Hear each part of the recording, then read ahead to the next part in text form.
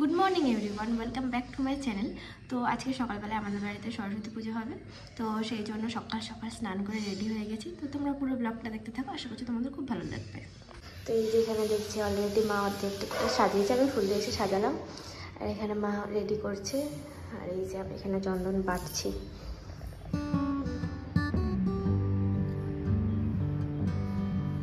ঠাকুরঘরের সব ঠাকুরকে সুন্দর করে ফুল দিয়ে চন্দন দিয়ে সাজিয়ে চলে গেছিলাম বাগানে তুলসী পাতা তুলতে, কারণ পুজোতে তুলসী পাতা তো লাগবেই।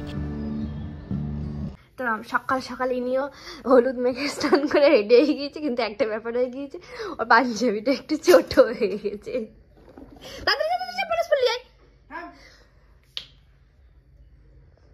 মন্টু প্যান্টটাও মেলা ছোট হয়ে গেছে। ওটা গুটালাম, তা এটা ছোট করছি আমি, দাঁড়া তুই মাখ তাড়াতাড়ি।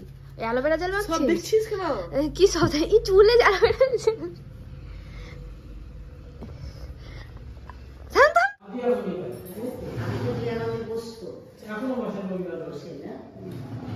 তো আমাদের পুজো দেওয়া কমপ্লিট। আমার দুই বান্ধবী এসেছে, এটা বান্ধবী, এটা বান্ধবীর বোন, আর ওই যে আমার পিছনে আমার ভাই আছে।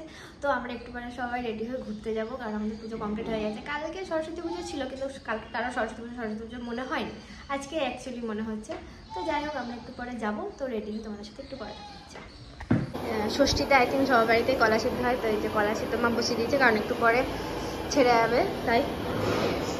তো আমরা এখন রেডি হয়ে গেছি, রেডি হয়ে যাচ্ছে এখন ঘুরতে বান্ধবীদের সাথে। একটা বান্ধবী এসছে, আর একটা বান্ধবী এখনও এসে পৌঁছায়নি, শাড়ি পরা হচ্ছে না, আরও সবাই রেডি হয়ে গেছে। তো আমরা এখন স্কুটি করে ঘুরতে যাবো, তোমার সাথে ঘুরতে গিয়ে আবার দেখা হচ্ছে।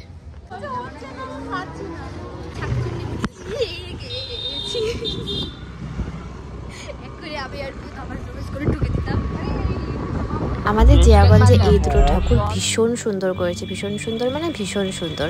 তারপরেই আমরা ফ্রেন্ডসরা মিলে একটা রেস্টুরেন্টে চলে যাই। রেস্টুরেন্টটা নিউলি ওপেন হয়েছিল।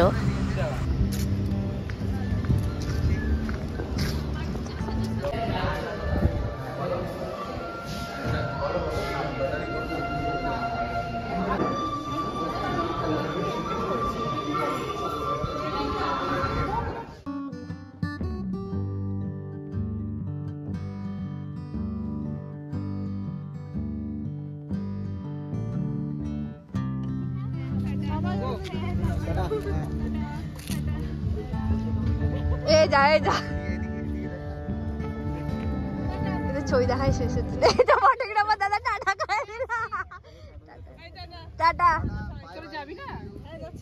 তো আজকের ব্লগটা এখানেই শেষ করলাম। কেমন লাগলো অবশ্যই জানিয়ে, দেখা হচ্ছে তোমাদের সাথে নেক্সট ভিডিওতে।